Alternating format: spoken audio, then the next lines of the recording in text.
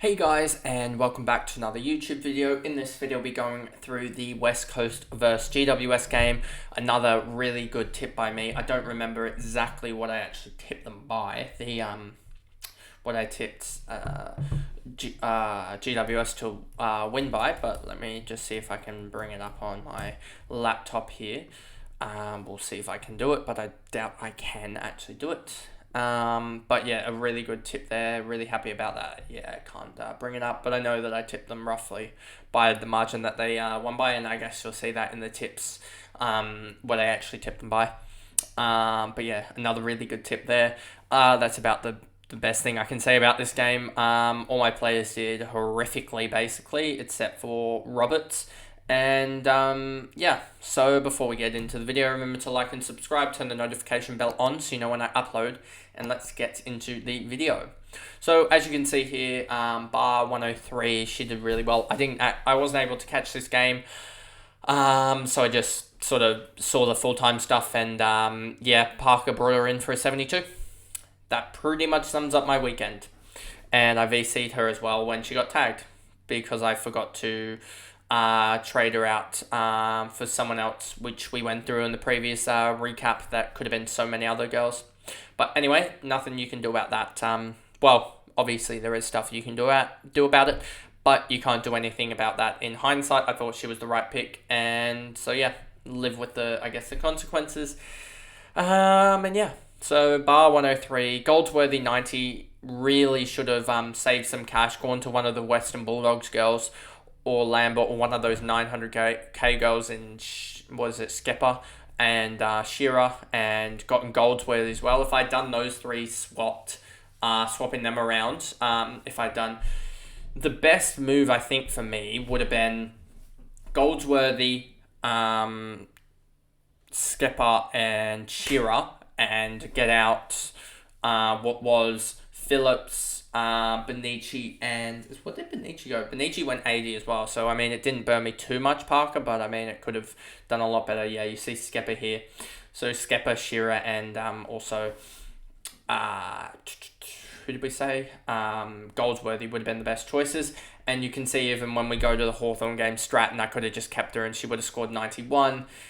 And so yeah, not getting rid of Stratton really did kill my whole run, getting rid of the wrong girl. But anyway, so Goldsworthy, Zurika, Parker, Davies, Hick, Eva, Dalton, Dalway. I don't see.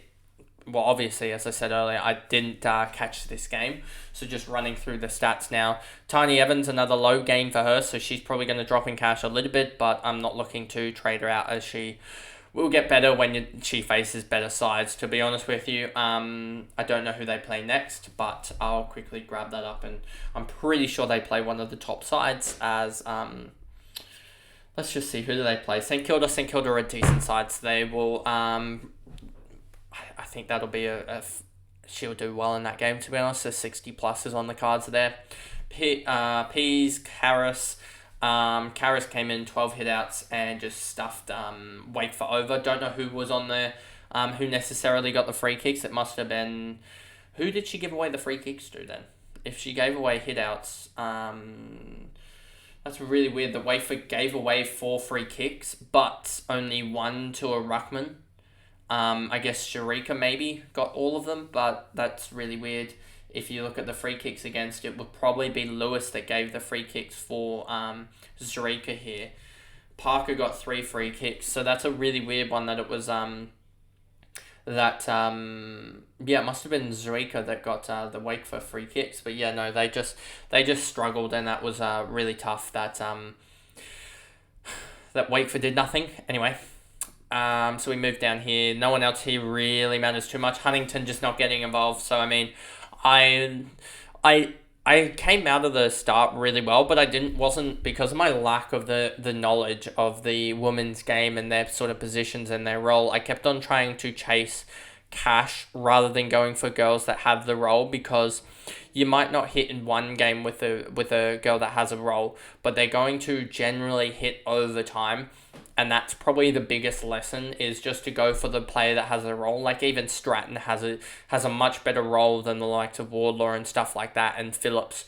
So going for her was much better than going for Wardlaw, even Berry, sort of in the same boat as Stratton. So going for those girls would have been much better. Goldsworthy to a certain extent as well is in the same boat. So yeah, going for that rather than, and wait for as well. Should have just kept Schultz and then gone next week with the Hoare or something like that, and gotten her up to a Moody or something like that.